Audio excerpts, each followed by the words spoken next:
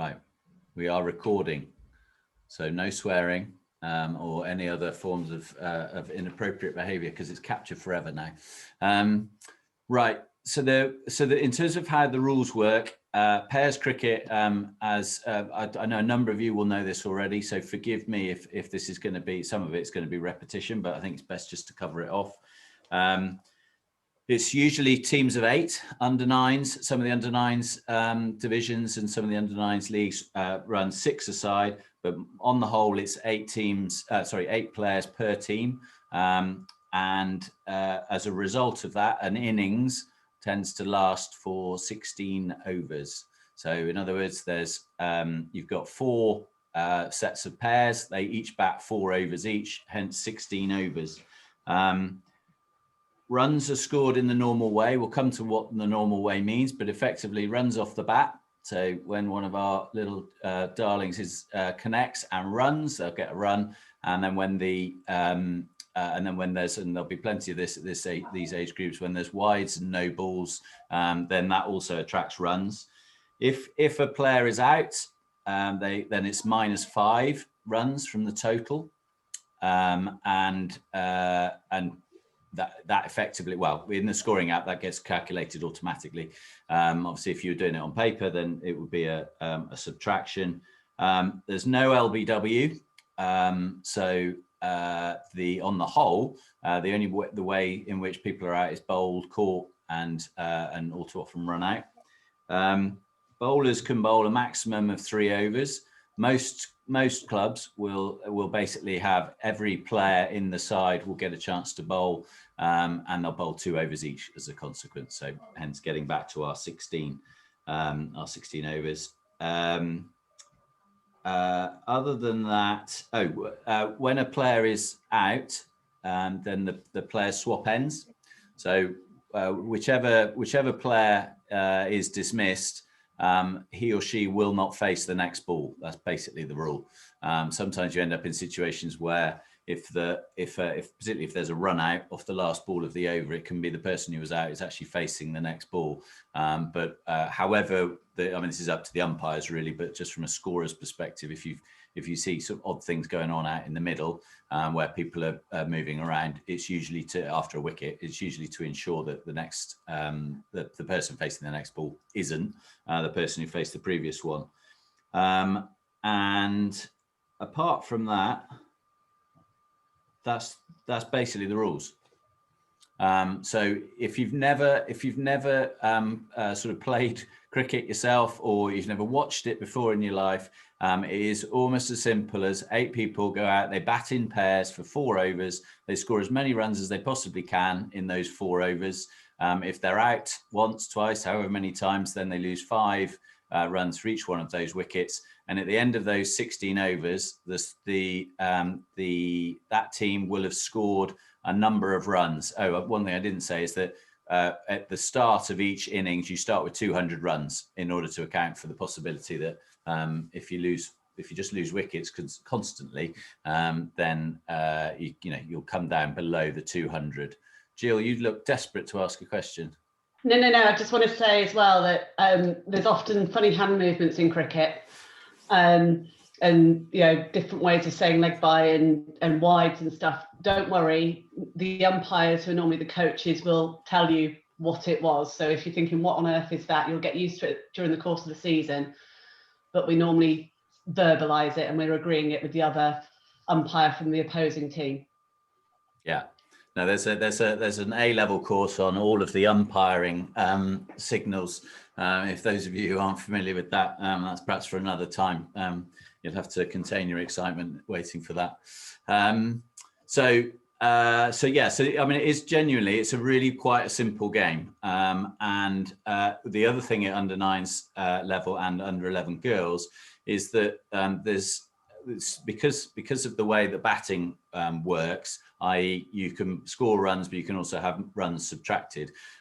We don't record people's statistics. As you get on as the kids get older and they start to play what's typically called standard cricket, standard rules, then they are the runs that they score, particularly, or the wickets they take and so on, will tend to be recorded in scorebooks and then onto the Hartley Wintney website.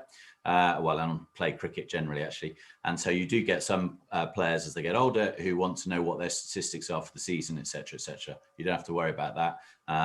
From our perspective, for this age group and this type of cricket, it's simply Team A scores X number of runs, Team B scores Y number of runs in their various innings, and at the end of it, it's who scored the most. So hopefully a fairly straightforward concept, if you like, to get your heads around. Are there any questions on that before we sort of start to look at some of the tech? No. Okay, that's good. And nobody's turned their camera off yet, which is a reasonable sign that I still have the audience. Okay, so has everybody been able to download the app to their phone or tablet or whatever? If you haven't, don't worry, it's not the end of the world. But hopefully, if you have actually got it on your phone and you're logged in at the moment onto the Hartley Wintney website, is that the case for general nods or waves to suggest, yeah, no, not Katie's not managed it yet. For those of you who have been able to log into it, hopefully what you'll find when you're getting to the to your effectively your launch page for the scoring app is you'll find the list of fixtures which are due for this week, which for Hartley Wintney, I think I've put in one dummy one for you to see, which I think is a Hartley Wintney under 9s, maybe under 9 girls versus under 11 girls. I can't remember what I made it actually. But that was just so that if you've logged in, and you're correctly set up as a scorer, you will be able to see the fixtures that are upcoming for this particular week, or however long I think you can set it for a particular period of time if you want to look out into the future. Is that making sense to people in terms of, I can't show that on screen, unfortunately, but it should be the case that when you log into the scoring app as a Hartley Wintney scorer, you will be presented with a list of all the games that are due to happen in the next short while. And then in order to score them, you will download them to your device, which is fairly straightforward. You tap on it, and it might take a little bit of time, but it will download all of the details for that match to your phone. So you'd feel free to have a go at downloading the dummy match that I've set up, which is the Hartley Wintney. What was it again, Jill? Was it Hartley Wintney under 9s versus under 11s in the end? Is that what I put? No, there is one that's in the process of being scored that you can't download. There's a Hartley Wintney under 15A versus an under 13A, which is in the under 9s category that you can download. Yeah, okay.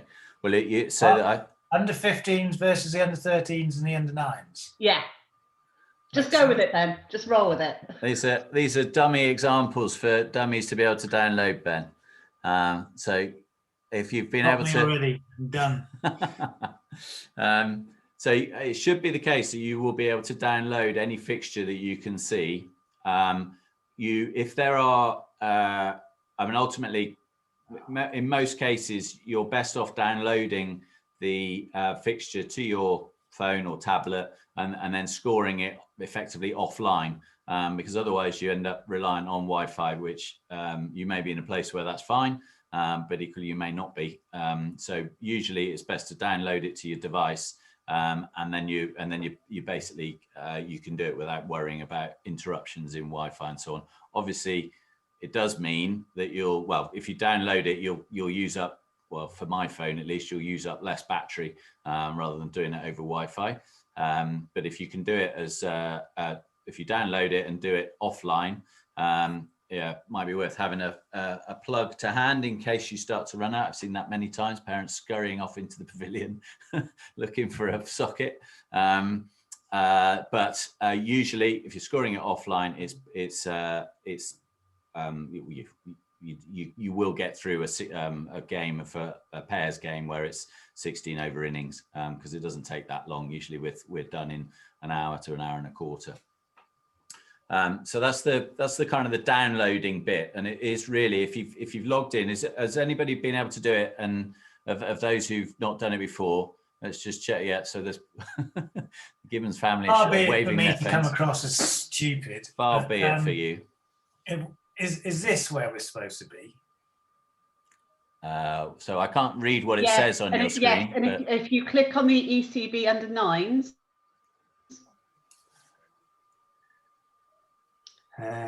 Girls under 9s ECB friendly. Yes, it will take you to, there's 4 matches uploaded. Yeah. And click on the Hartley Wintney under 15A versus under 13A because it's been set up as pairs. And then just click download. Aha. Excellent. Thank you. All right, Ben. Very good. Well done, Jill. Right, I'm head of the scorers group, girls under 11s. Yeah, you're all over it, Sharpie. No problem. Okay, so once you've downloaded it, now the way things work is that the league, so the North Hampshire Youth Cricket League, and indeed for cup competitions as well, they effectively within the, let's call it the in the background on Play Cricket, they establish all the fixtures that are currently being organised by all of the different clubs in terms of dates and days and all that sort of stuff. But they effectively establish on Play Cricket what the rules are, so that for any game between, or let's say an under 9 girls game, the rules that apply for under 9 girls cricket will have been uploaded into Play Cricket already. And so the fixture that we have against, let's say Odium, I don't know who will play, but let's say we've got a fixture against Odium. When you download that onto your phone, it will pull through all of the rules. So the rules that it will affect, what you need to worry about, if you like, it will be things like, what's the starting number of runs? So 200. What's the number of runs lost if you lose a wicket? 5. And how much is a no ball worth? It's 2 runs. How much is a wide worth? It's 2 runs. Do you re-bowl wides and no balls, which is the normal rule in cricket? If you bowl a wide, typically you have to bowl an extra ball. You don't have to do that in under 9 cricket. If a wide or a no ball is bowled, then there's no that ball doesn't need to be re-bowled apart from the last over of the innings. Okay, so that all of those things are set up for you, and so when we come to have a look at a actual scoring a match, you'll see that these things are sort of done for you. So the important thing is the squad admin should have uploaded your team into Play Cricket, and the rules should already been uploaded by the league. So when you get to actually, once you've downloaded things, everything should be set up for you. And what I'm going to try and do now, he said, is share my iPhone. I'm going to mirror it to my screen, which it's doing, and then I'm going to share my screen with you, and hopefully you'll be able to see my where is it?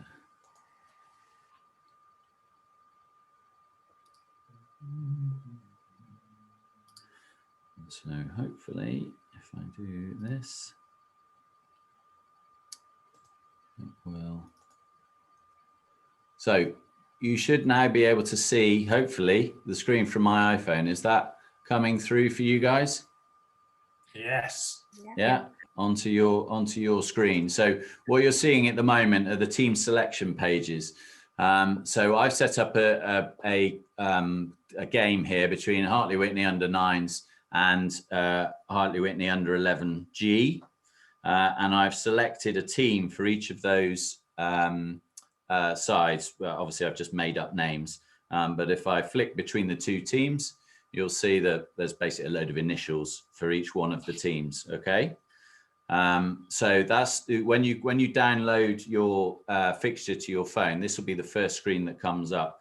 Hopefully all the players will already been added in. You might need to check that there's not been a late change or whatever, in which case you might need to add a player. That you should be able to add a player direct from our players database, or you can create a new custom player using the button at the bottom. But hopefully it will all be, the people that you'd expect to see will be in your teams. If the opposition haven't downloaded their team to Play Cricket, then you will need to basically enter in most cases, 8 players of their team in order to set their team up on the app. This is the way what they call match setup. So this is what I was talking about earlier in terms of the settings for the match. Now I've created only a 4 overs per innings match, just for the purposes of tonight's training. Ordinarily in our games that would say 16. The max overs per bowler is 3, as I've said. There are 6 balls per over, and then a wide value is 2. Wide value in the final over is 2, etc.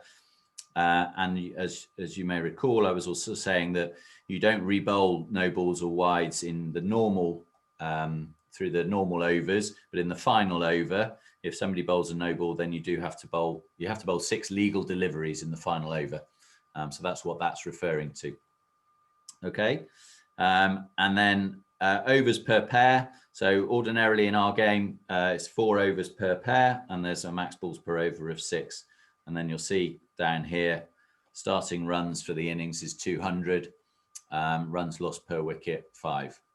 Okay, so it should be the case that when you download it, all of this is set up and you don't need to worry about it, but it's always worth checking, because if the setup's wrong, then you're always going to have a problem. Hopefully it will be correct, but it's always worth just confirming it.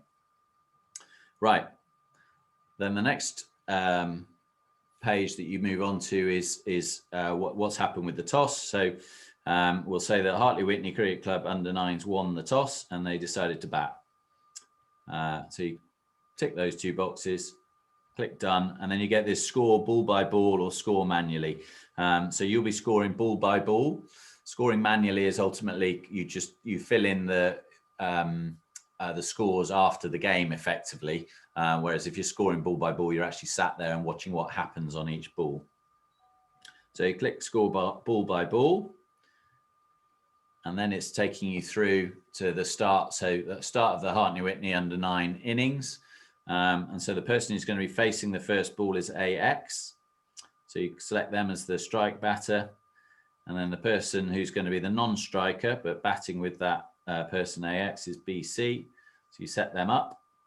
I'll select them as the batters. And then the bowler, to open the bowling, is going to be ZO. And that's it. You're now ready to score. Okay, so that's the setup is critical, but once you get to the setup, you're going to be using this screen that you see in front of you pretty much all the time. Now it's hopefully fairly straightforward. You can see the buttons along the bottom. The dot is what's called a dot ball, so nothing has happened on that ball. So there's no runs, no wickets, nothing's happened. It's just a dot, and then you get the numbers 1, 2, 3, 4, 5, 6, which might be the number of runs that are scored off the bat. And then at the bottom, you get what's called extras. So wides and no balls, which I've talked about. A bye is a run where the batsman doesn't hit the ball. And usually it's the wicketkeeper misses the ball and the batsman run. And so that will be a bye. And a leg bye is where it hits the batter somewhere, usually on the leg, but it hits them somewhere and they get a run. And so that's what a leg bye is. And then we'll come to wicket. So I'm going to score this first over. So ZO is going to start with the dot ball. And then they get a 1. So that you'll see that the batsman has swapped round. So now BC is highlighted in blue. So BC is facing. BC plays a good shot, gets a 2 off the 3rd ball of the over. So you can see next to ZO, it's saying 0.3. That's how many balls have gone in this over. Then BC hits a 3 off the 4th ball of the over, which means the strike is now AX facing. And then AX smashes it for 4 off the 5th ball. And then just to throw in an extra, off the last ball of the over, it's a wide. So you get this box that pops up just to make sure that the no balls and wides, the values that are given are correct. They are correct, so we can continue scoring. And then because it's a wide, it asks you to confirm that it's going to be 2 wides. And so for me, that's yes, it is. And so there's your over. So we had a dot, 1, 2, 3, 4, and then 2 wides. So the 12 off the over asks you to confirm that it's the end of the over, hit end of over. and now you're asked to select who's going to bowl the next over. So XH, exotically named, is going to bowl the next one. It's already worked out who's facing, so it's BC who's facing. Now, often no ball, and we're going to start with a no ball just so you can see how this works. Often no ball, you can actually score runs off the bat as well. So a no ball is ordinarily where either the umpire will call this, but the bowler either oversteps the front line, so bowls too close from a position that's too close to the batsman that it's illegal, or perhaps bowls what's called a beamer, which is one where the ball doesn't bounce. You get that quite a bit in junior cricket. But the batsman may still be able to hit the ball. So you know it's a no ball, but it's also the case that the batsmen have scored.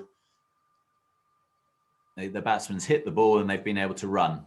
So you get 2 no balls and 1 run. And so that's how you would score that particular eventuality. So press the tick again. So that's the first ball of the over gone. Then we'll have some good batting. BC's having a great day. But then BC, I'm not sure if it's a girl or boy, I can't remember if it's a boy or a girl, but anyway, is out. So you tap the wicket, the red button, the wicket button. Check that the BC is the batter who is out. And then as you move down, you'll see you can select how they're out.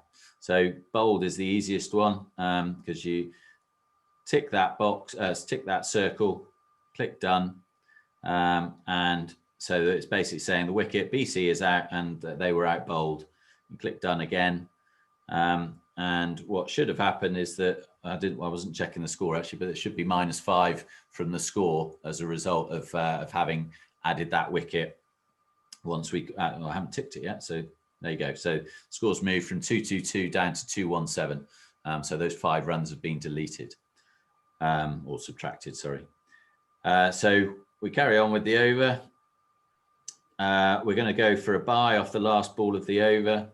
It's gone. James. Yeah. Can you just show us a scoring which is quite common in under 9 fielding, is where it's either been hit out for a 4, but then when the throwback comes in and it's this backwards, forwards, and it keeps on missing and runs just keep racking up. Overthrows, yeah.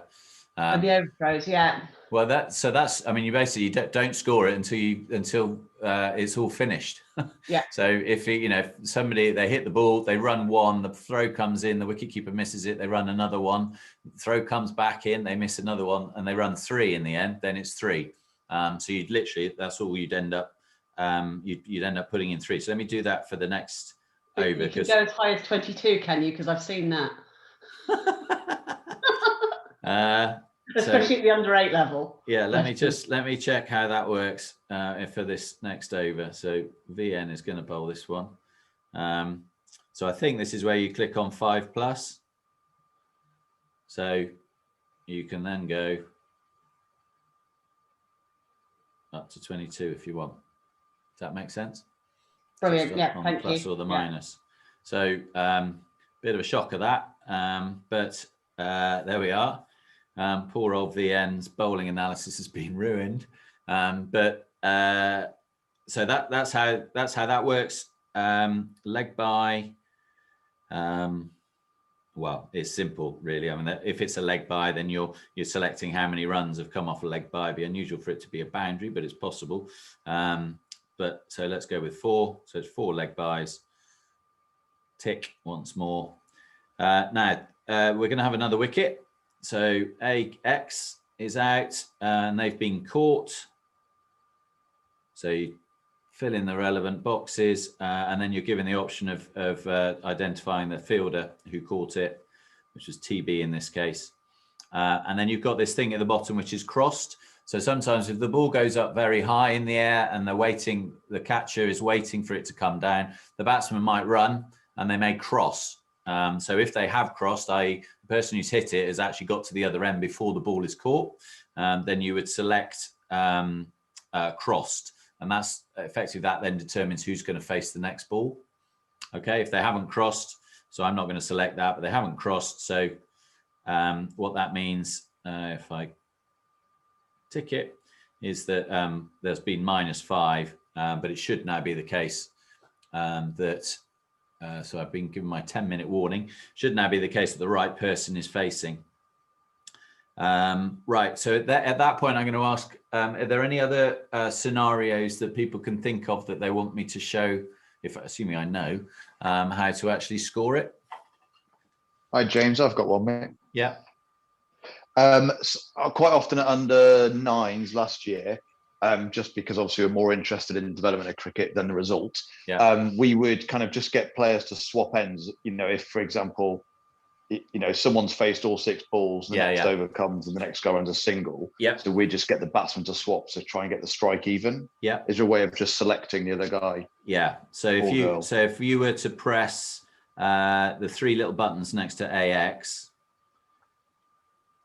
you get this that comes up. So change strike or change batter. Sometimes, I mean, if there was an injury or something like that, you might have to change the batter. I don't know what the set alias or nickname means, but the other two are hopefully self-explanatory. Yeah. All right. Cool. Yeah. Thank you, mate. Any other questions? Just to make sure that we cover things off rather than. It's not really a scoring question as such, but in terms of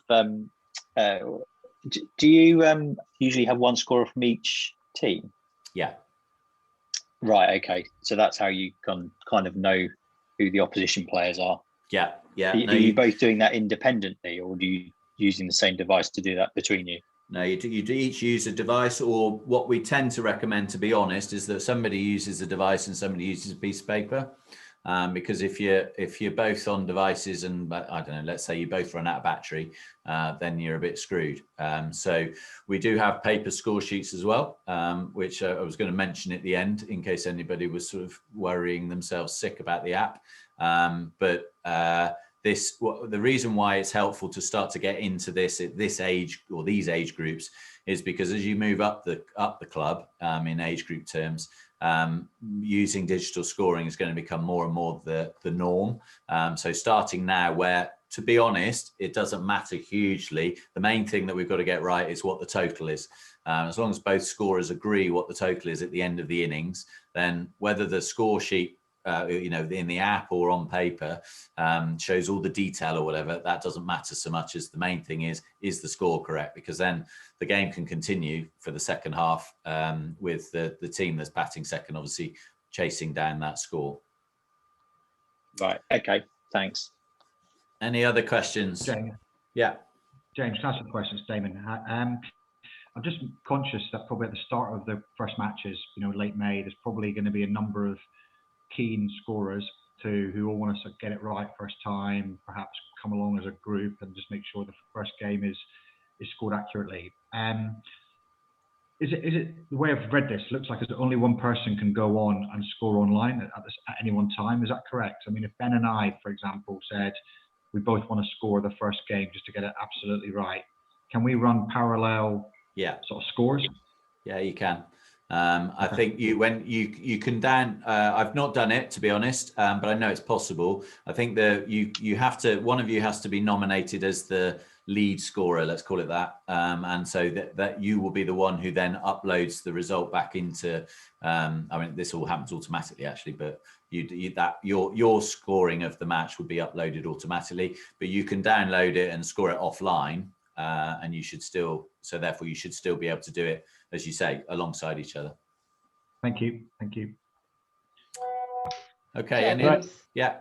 James, has the Northants Youth Cricket League, have they sort of advised all the teams that this is the way to go, or should we be expecting that we'll need to upload a lot of the information about our opposing teams?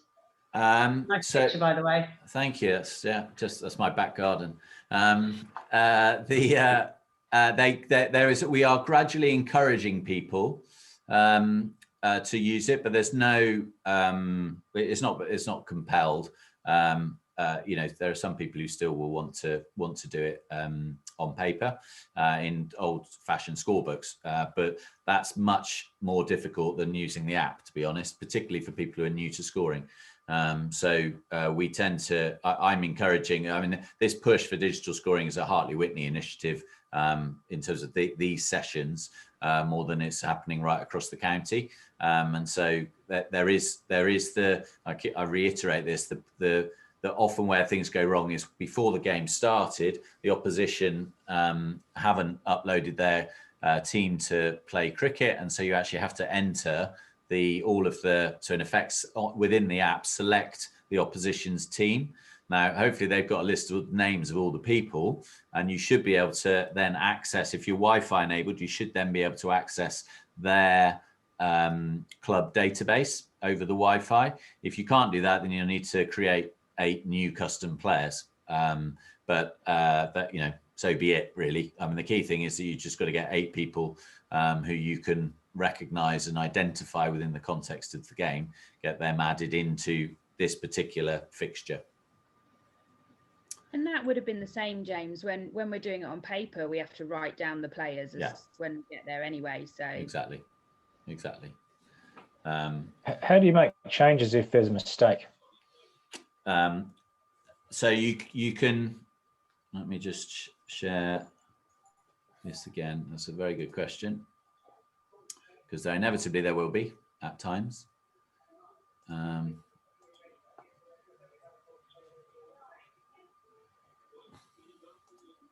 Right, bear with me a second.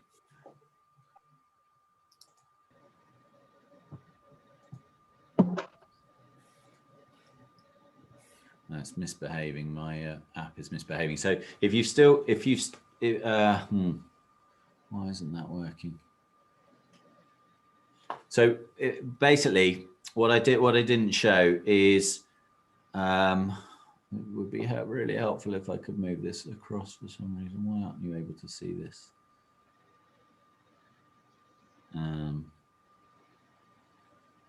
Right, this hopefully will be it.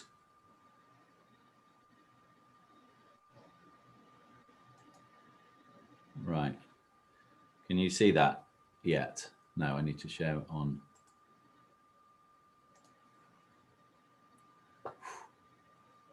Right, here we go. Right, hopefully that's back now, and you can see it. Has it come up yet?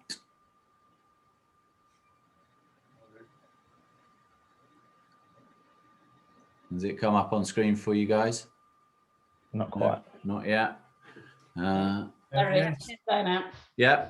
Okay. So you'll see at the top it says first innings, and then to the right of it, it says ball by ball. So if you swipe right, and then you've got here a list of all the balls that have been scored before. So sometimes it's helpful to look back at that. If for various reasons you might get asked a question or whatever. But you'll see the little pencil on the right hand side. So that pulls up all of the information relating to that ball. So in this particular case, the person who was facing was AX, the bowler was XH.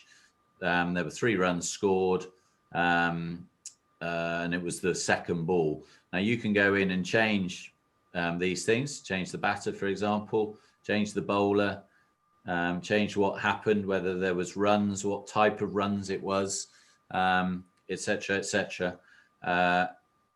You can also delete it if you need to, and effectively, well, either delete it completely or start again on it. So that's the easiest way I've found to be able to change things where you need to. And then you come back to here. So does that, I'm not sure who asked that question. Does that make sense? Yeah, thanks. Yeah, cool. James, it's Roger.